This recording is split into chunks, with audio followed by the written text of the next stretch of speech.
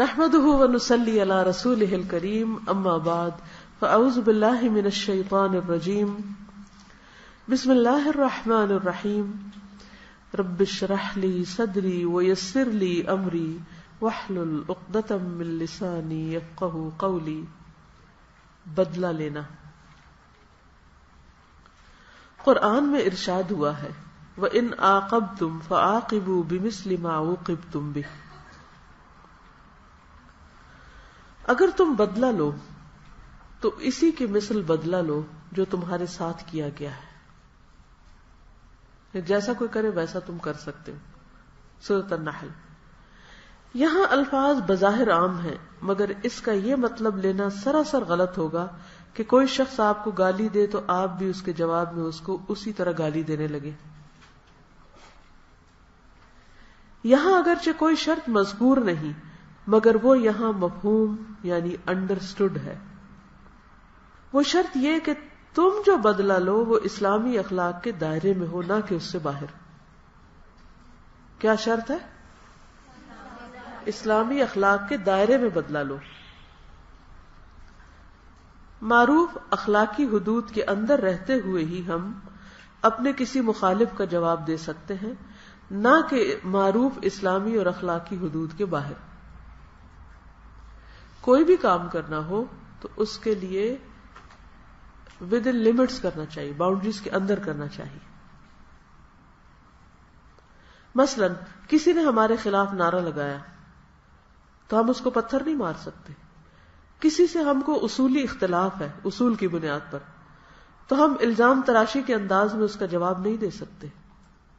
کسی قوم کے ایک فرد نے زیادتی کی ہے تو ہم اس قوم کے دوسرے افراد سے اس کا بدلہ نہیں لے سکتے.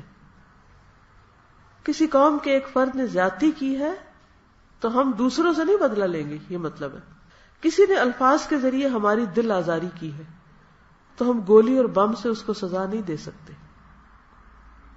کسی نے ہم کو مالی نقصان پہنچایا تو ہم اس کو قتل کر کے اس سے انتقام نہیں لے سکتے. اسی کے ساتھ اس کو بھی اچھی طرح سمجھ لینا چاہیے کہ بدلہ لینے کی بھی ایک حد ہے.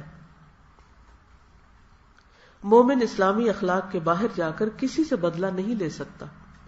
مثلا کوئی گالی دے تو وہ اس کو گالی نہیں دے گا. کوئی الزام تراشی کرے تو اس کے جواب میں الزام تراشی نہیں کرے گا. کوئی شخص کمینہ پن کا انداز اختیار کرے تو وہ اس کے لیے کمینہ نہیں بن جائے گا. مثلا کوئی اگر آپ کے چینگے اتار رہا ہے تو آپ بھی کیا کریں گے؟ چینگے اتارنے کا مطلب آتا ہے نقلیں اتارنا. ایسے مواقع پر مومن کو بدلہ لینے کی بجائے اعراض کرنا ہے. مومن اسلامی اخلاق کے دائرے میں بدلہ لے سکتا ہے مگر معاملہ اسلامی اخلاق کے دائرے کے باہر کا ہو تو وہ خود صبر کرے گا اور معاملہ کو خدا کے حوالے کر کے خاموش ہو جائے گا.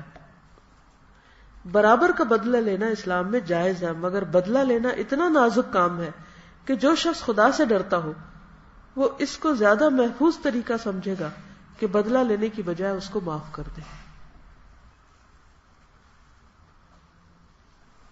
کیا سمجھ میں آیا؟ جب تک کوئی زیادتی کرتا ہے تو ہم مظلوم ہوتے ہیں لیکن جب ہم برابر کے بدلے سے زیادہ کر لیتے تو ہم ظالم بن جاتے. کیا تم نہیں چاہتے کہ اللہ تم کو معاف کر دے؟